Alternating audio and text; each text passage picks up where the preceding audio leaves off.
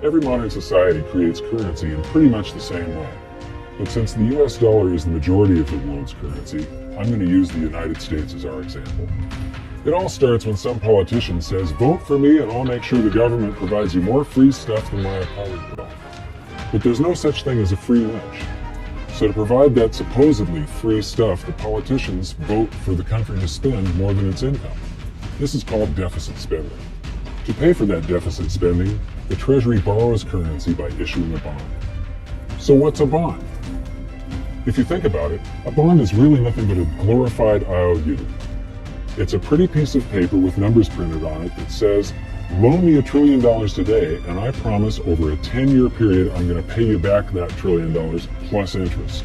But what you need to understand is that Treasury bonds are our national debt. These glorified IOUs are to be paid back by you and I and our descendants through future taxation.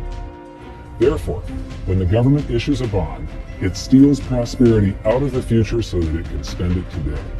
The Treasury then holds a bond auction, and the world's largest banks show up and compete to buy part of our national debt and make a profit on it by earning interest. You'll notice that as we move through this process, the big banks are there, taking a cut every step of the way. This isn't by chance, as you'll see shortly. Then, through a shell game called open market operations, the banks get to sell some of those bonds to the Federal Reserve at a profit. To pay for the bonds, the Federal Reserve opens up its big old checkbook and writes bad, bogus, counterfeit checks that should bounce because they're drawn on an account that always has a zero balance. There isn't one penny in there. To quote from the Boston Federal Reserve, "When you or I write a check, there must be sufficient funds in our account to cover that check. But when the Federal Reserve writes a check, there is no bank deposit on which that check is drawn.